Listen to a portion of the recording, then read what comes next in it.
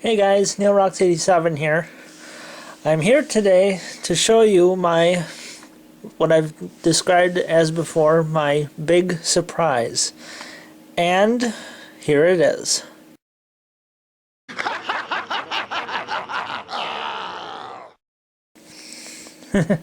Sorry guys, I couldn't resist doing that. Alright, seriously though, here is my big surprise.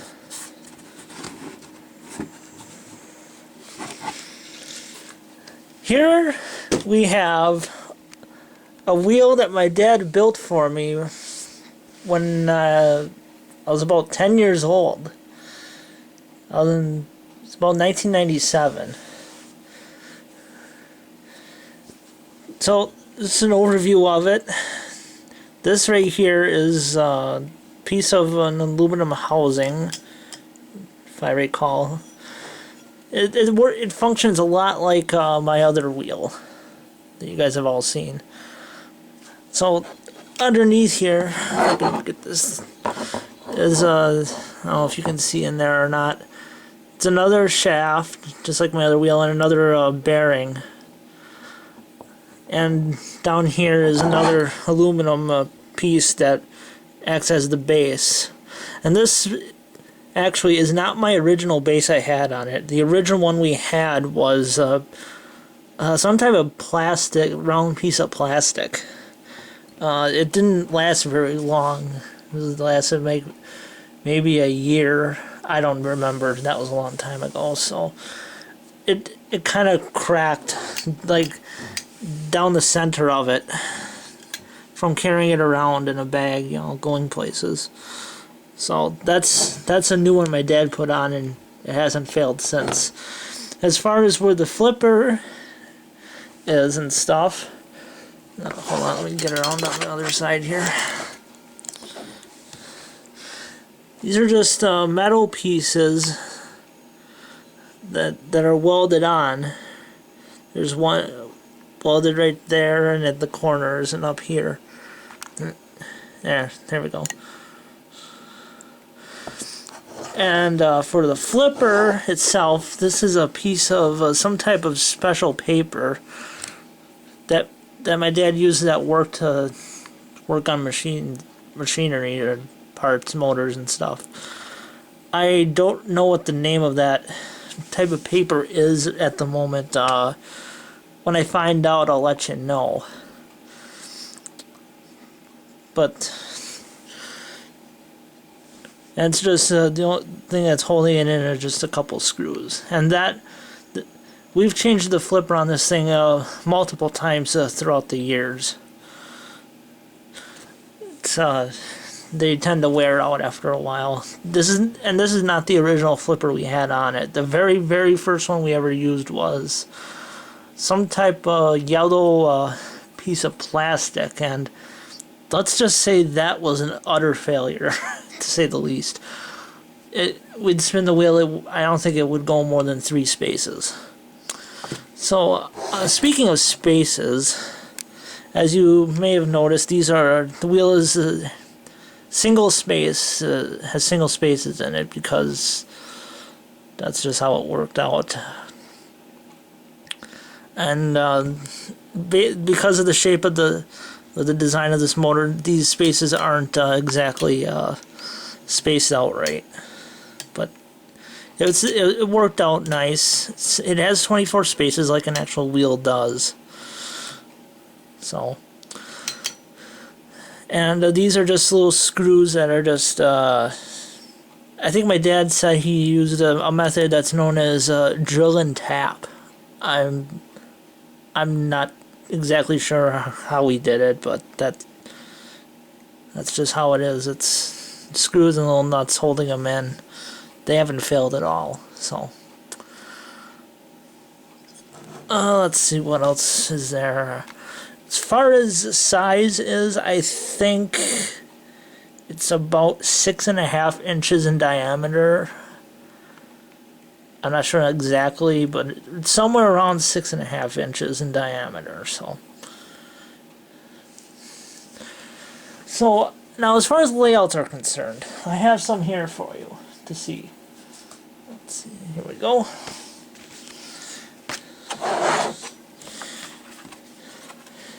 Now to some of you these may look familiar.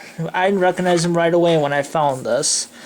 These three particulars are from our renditions of the Nintendo 64 layouts. Here's round 3, we have round 2 and round 1. And the numbers you see here are my handwriting, because it's quite obvious. And that right there in the middle is my mom's handwriting. She helped me make these. They're on like pieces of, I don't know what you call it. I think they used to call it like tag board. This is slightly thick. It's smooth on one side and kind of glossy on the other.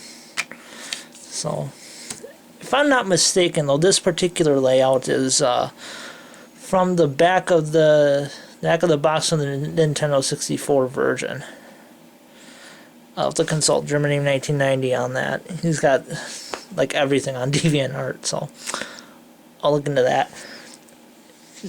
And these are all, from what I can tell, are all accurate to the N64 version.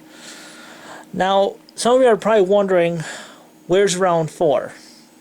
Well, I had made another set of wheels, and I have one of them here, that were, as far as I know, were TV accurate.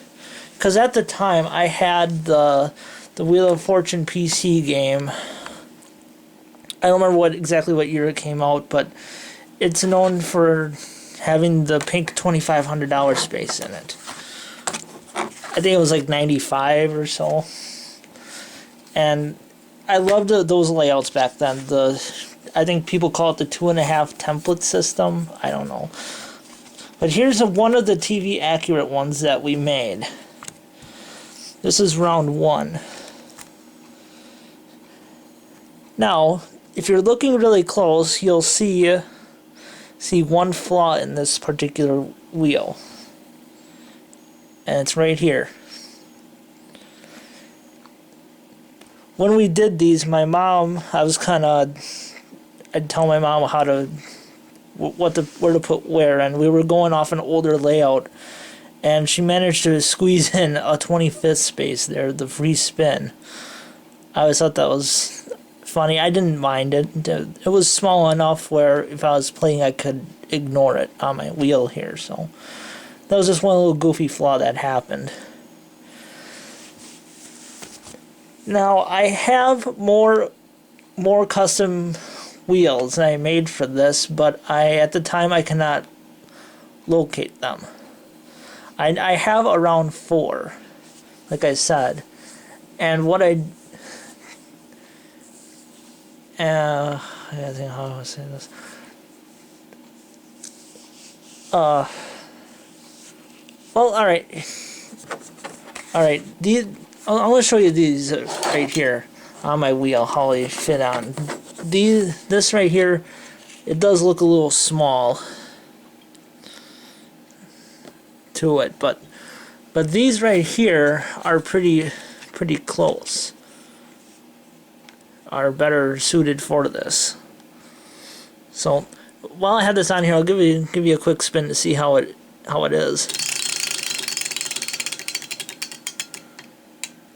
It wasn't a very hard spin, but you guys get the gist. So, before I go into my story about my round 4 wheel, I have 2 more wheels to show you guys that most of you may recognize.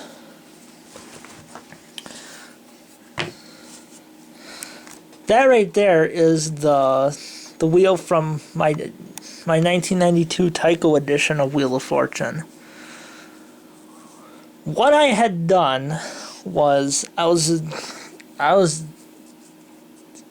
so infatuated with Wheel of Fortune at the time. I started customizing. I was pretty sure it was this one, and you can tell it was by all the wear marks on it. That I was trying to modify this to become my round 4 wheel. And what my mom had done was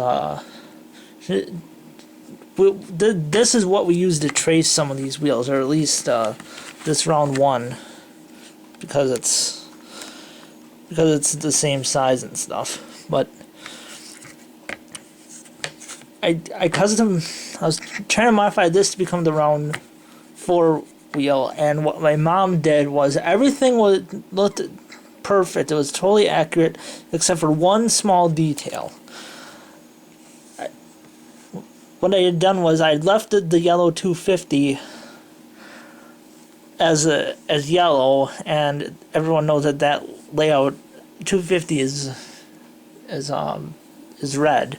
And what she had done was she had left that one yellow, and that's how it ended up. It looked really weird because there was a yellow 250 with a purple 350, and then the yellow loser turn right next to it. So that's what happened. So that's one of them. Now I have another one. This one, doesn't this look familiar? It should. This is from the Pressman edition of Wheel of Fortune. Specifically the 5th edition. It was actually my mom's idea to cut this out of the original piece and then use that on my wheel because look how, let me zoom out here. Look how snug it fits. So that's pretty cool.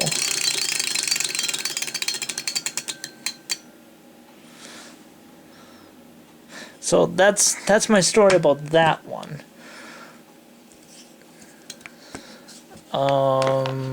What was I gonna say? Like I said, I have more of them here. I know, as I say, specifically this one is from the 5th edition, which I have had as long as I can remember. 5th edition Wheel of Fortune game from Pressman. I think it came out in 1991, 92. I don't know. I'll find it. I'll look. So I know I have more layouts here. I made it. I'm pretty sure I made an entire set of